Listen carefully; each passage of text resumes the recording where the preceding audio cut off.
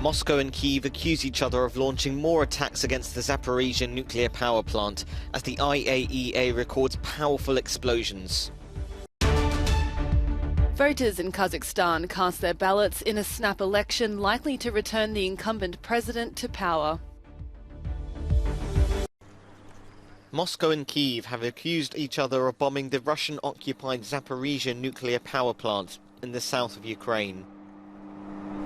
First time that reported strikes have happened at or near the plant, which is Europe's largest. In a tweet, the International Atomic Energy Agency condemned the strikes, saying that the powerful explosions throughout the weekend are playing with fire. Russia has put the blame solely on Ukraine.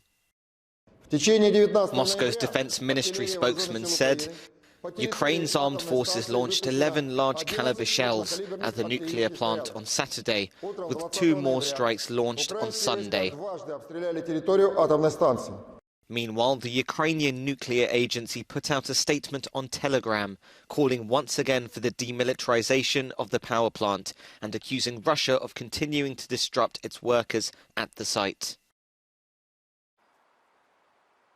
Voters in Kazakhstan are casting their ballots in a snap election that looks likely to return the incumbent president to power.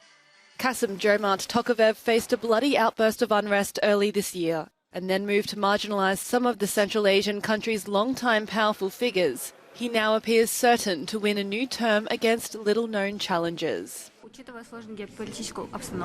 Given the geopolitical situation, I would like our state's policy to be neutral, so that the basic principle of international law, non-interference in the affairs of other states, is preserved.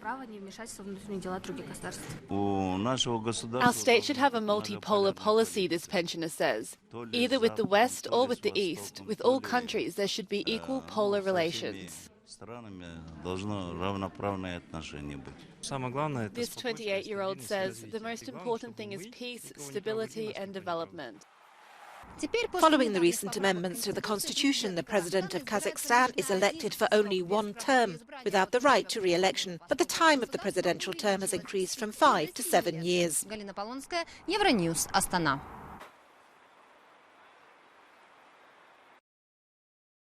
Turkey has launched airstrikes against targets in both northern Syria and Iraq.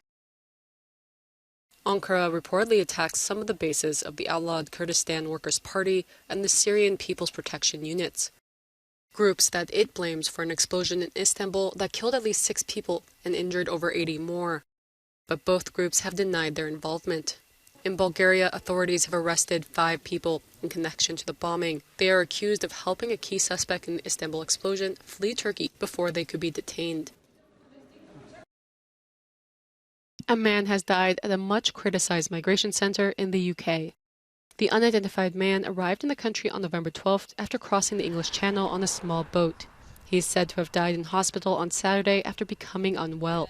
Manston Migration Centre has made headlines in the UK for its treatment of asylum seekers. Cases of diphtheria, scabies, and other contagious diseases have already been reported in the overcrowded facility, which was originally meant to house up to 1,600 people, but had more than 4,000 occupants last month. A major blow to France. Footballer Karim Benzema has been ruled out of the World Cup after he was injured in Qatar. The Real Madrid forward was forced to cut short training after feeling pain in his left thigh. The 34-year-old now faces a 3-week recovery as his teammates prepare to take on Australia on Tuesday. I think it would have been great to come up against a Ballon d'Or winner and a player of that calibre. I think as a footballer you want to play against the best players in the world, and obviously he's the best player in the world currently. French fans are disappointed but not despaired. It's a big blow, but considering that we have objectively one of the best attacks, the chances to bring home the cup, it's 100% valid. Le bel Olivier Giroud, le numéro 9 de la France. Il va planter cette fois-ci. Oui. Il aura du but dans cette Coupe du Monde. Is he the saviour, this journalist asks. The fans say he is the saviour.